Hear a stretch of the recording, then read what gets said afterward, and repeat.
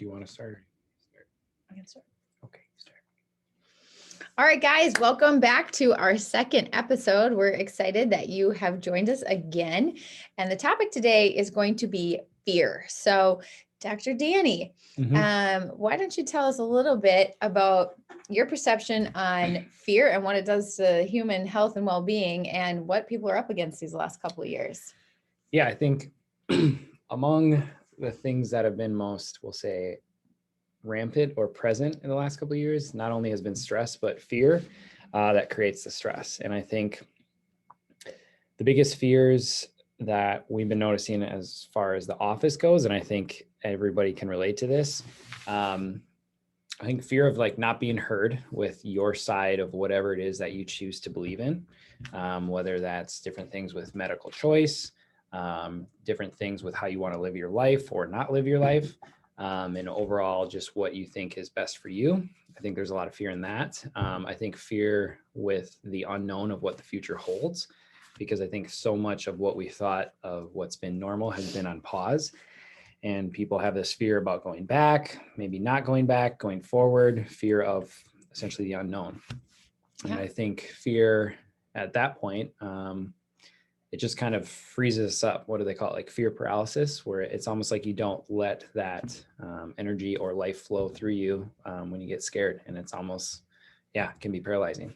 Yeah. I mean, that's one thing that I think has been dominant in so many parts of our reality this last 2 years is the how fear has crept into so many different decisions that are happening for people. Like maybe they normally, like for myself, I would normally travel, but I've been not traveling as much because I'm scared of like different requirements and what that would mean for, would I have to quarantine somewhere? Where would my family get stranded? So, I also think you might not be someone who's scared of a virus necessarily, but you might be scared of other parts of what's kind of crashed around us in this process. So we want to talk about fear because it has been something that we've all had to navigate. And even if you're doing quite well with it, you've probably navigated it somewhere along the ways and learned tools and tricks that have helped you to navigate. And that's one of the things that Dr. Danny and I wanted to talk about today is how to better navigate your fears and also how your body and your health definitely are part of what helps you register how you're doing with fear or otherwise. So Danny, I'm going to throw it back to you. Since we all know that we've had to navigate a lot in the last 2 years, how do you work through your own fears and what's maybe some strategies that have helped you mentally when you're trying to navigate what's happening between your ears? Yeah, navigate between the ears. That's a good way to put it. Well, I think first and foremost, I think just recognizing that your body's in a fear state. So what does that look like? Well, most people, whether they're afraid of something, they tighten up in some place of their body. I say most people wear their stress or fear in their shoulders, because anytime you get scared, immediately what goes up? Your shoulders, because you're trying to protect yourself. So I think first, the biggest step is just recognizing that you're making a decision out of fear, and that's not a very powerful place to come from. So instead, once you recognize that, you can pause, you can take a breath, because same thing, if you tighten up everything because you're fearful, what else gets cut off? That's breath, that's blood flow, that's everything else that as a response to tightening up. So next step would just be breathing. And then I think just recognizing what it is instead of, we'll say, throwing your fear at something that's not actually there. So we all create these scenarios in our head or filling in the blanks when maybe not all the information is present. So I think when we get fearful, we're super easy to point the finger or point the judgment or just get worked up on something that isn't actually even true or isn't actually even there. So then I think just getting really crystal clear on what it is that you're actually feeling as far as that fear response. So let's say here's a good example. Okay, you're afraid of going to, I don't know, a new store. You've never been there before. You don't know if you're going to be allowed in. You don't know if you're going to have to wear a mask, not wear a mask. You don't know what's going to happen, right? You don't know anything. So because that, you're afraid, maybe you just lock up and you don't want to go and you're tight, right? Or you can pause, breathe, realize you've been to the store a million times, right? and you can still go throughout that process and go throughout your day. So I would say just stop, breathe, recognize what it is that you're actually fearful about, and then just continue to go throughout your day. Yeah. And I think some people would call that anxiety too. They don't maybe recognize that you're basically boiling down your emotions to, am I coming from a loving place or a fearful place? Most emotional states can kind of be stripped away to those two categories. Obviously, fear feels contracted. You'll feel that generally it doesn't feel good in your body, or a state that's in a lower vibrational state is going to feel more contracted, and a state that's a higher vibrational state like peace or acceptance or joy or love, that's going to feel like there's more ease there. So if you've never thought about how something feels in your body, that would maybe be a takeaway step, is to just start to think about, how does my body feel in this circumstance, or when I'm thinking about this? And if you just started with that, to just recognize how it feels physically in your own system, that's a huge step. Yeah. You unpacked a lot there. So breath is huge. Yeah. I just want to touch on one more thing too. I think she brought up a good point. I think to go back to that example of like, I feel like what I used to do when I would go to the grocery store, I would love that. I feel like that was my me time. I got to go shopping. I got to pick out my stuff, pick out what I was going to eat for the week. And then it's like, you go in there and everybody like doesn't know how to act. So it's just like, you got a cart, like some people are like cart distance away or like this and that. And it just seems like, okay, now I'm something that I used to love and come from a very loving response. I get to go in the store. I get to choose what I get to eat. Now it's coming to, okay, now I'm almost afraid to go in. It's quick. I just grab my stuff and I get in and out. And that experience for me was completely changed. So I think, yeah, part of that, to go right into that, just pause, breathe, realize, okay, you're still doing the same thing. You're still able to go get your food and enjoy your time. It's just what you make it of, and not surrendering to that fear. Right. You get to choose your outcome. Yeah, exactly. That's a great example too, because I think that's so much of what we've experienced are these day-to-day things that were so normal that got altered. And then you have lots of different arrays of emotion over. Some of us had our best year ever, where it was like, oh, I loved how my life got altered. And other people that is like, this is the worst year I've ever had in my life. And there's so many layers to look at there. So the breath part, I was going to come back to, just because I think, here we are, we're chiropractors. We feel people's tone on their bodies every single day. And early on in 2020, to feel the tone that was on most people when they were walking in was kind of crazy. Like, everybody didn't know what to think. We were all just in chaos, and you could feel it. You feel it like everybody was buzzing in this like really anxious, frequency, I would say. Maybe not everyone, but a lot of people. And it's really changed. But I think the tone is an interesting thing to think about, is like, again, I said, like, pay attention to what your body feels like. Think about how your muscles are. How are you carrying them? I would say that most people at this point don't feel quite as tight as they did, 16 months ago. But we still have a lot that we're working through, because life is so different at this point, and that's okay. So one of the things that I hope Danny and I can bring through in this podcast is just the power that you have to choose your own internal response. And we want to give you tips and tricks about how to do that. And so tone is a really powerful conversation. And one of the things that affects tone is your breath. So by slowing your breath down, exhaling a slower exhale, dropping your shoulders. Yeah. Just remembering to breathe and think about, what's my posture in while I'm breathing. You can't be, bent over in bad posture and take a deep breath. And when you change that physical state of how you're holding your body and taking a breath in, that also changes your energy, which is really powerful. We haven't been taught enough about how powerful our breath and our state is. So when we're talking about fear, you think about someone who you would look at and say, they look courageous or they look strong. They're probably not holding themselves in a contracted posturing, right? So when we put ourselves in that bigger posture, or that shoulders back, chin up, take a deep breath, it changes our physical state. And then we make our decisions based on that. So I think that's something I've learned, is when I feel contracted, that's probably not the time to make my decisions. I need to get myself in a better state first, and then really analyze, is this fear that I have something that's helpful to me, because sometimes having fear is helpful. Like maybe you shouldn't do that. Maybe that actually is dangerous. Don't do that. So fear isn't all bad, but it can be useful. It also can be debilitating.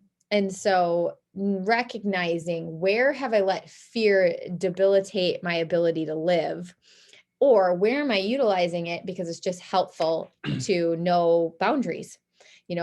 Our kids, they need to learn boundaries. They don't have fears sometimes, and that's okay on some level. But when, for instance, my 15-month-old thinks that he can climb up the bunk beds, like maybe a little healthy fear of like where his boundaries are is helpful. So just recognize fear isn't all bad. It's just a state that at some point we evolve through. It just doesn't need to be our dominant state all the time. Mm-hmm. So Danny, if you think about like tips, if you're giving someone tips to like, okay, let's say they recognize that they have been living in fear and they're really not excited about life right now, how would they start to move themselves out of that, especially when it pertains to their health and well-being? Yeah. So I have two books that I feel like really helped me learn to identify, breathe, and work through some of this fear that we all go through. One of them, obviously, is Louise Hay, You Can Heal Your Life. And what she has in the back of the book is just a wonderful array of different symptoms that your body may experience that essentially manifest through different fear response states. Because like Lona was saying, not only does fear change our physical posture, it changes our physiological posture as well. And that's going to increase cortisol levels. That's going to cause us to just get into a more unhealthy or unwell state.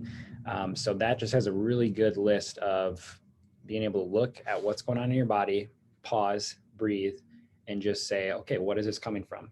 Okay, maybe this is representing joy in the body and how it should be flowing freely, and then doing different things to be able to work through that.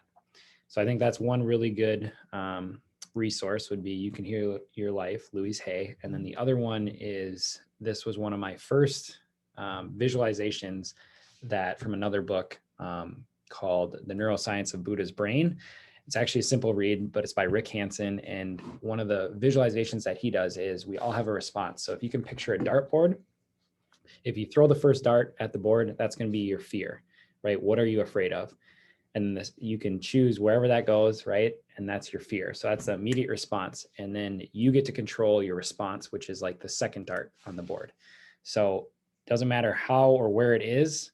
First dart is fear. Second one is what you can control. So it's just almost picturing it like that, and then being able to pause, step back, realize they're separate, and then also make a maybe more grounded, heart-centered decision moving forward.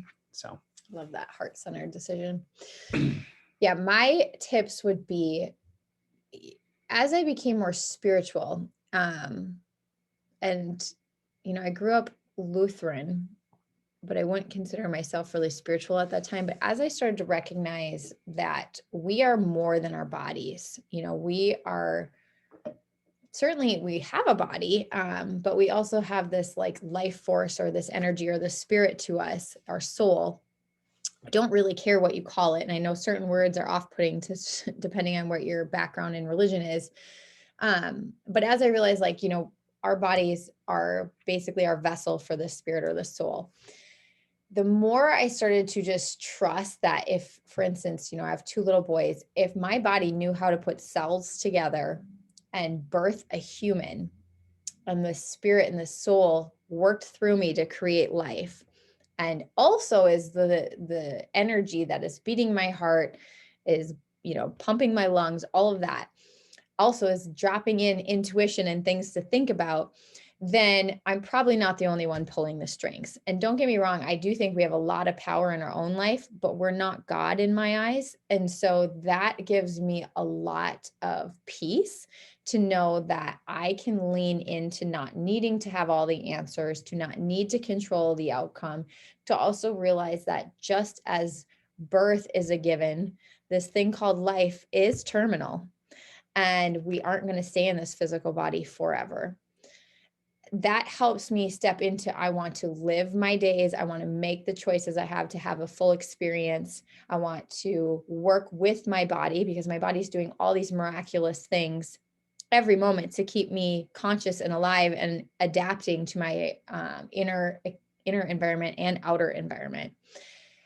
So if all that's happening and then I have this fear that maybe a virus is, something that I need to worry about, then I remember all those other things. And it's like, I think my system can handle this. I think I can make choices to fuel my body, to work on the fact that my internal environment and what I choose to like nourish it with is also going to be something that I can actively work on versus just fearing something.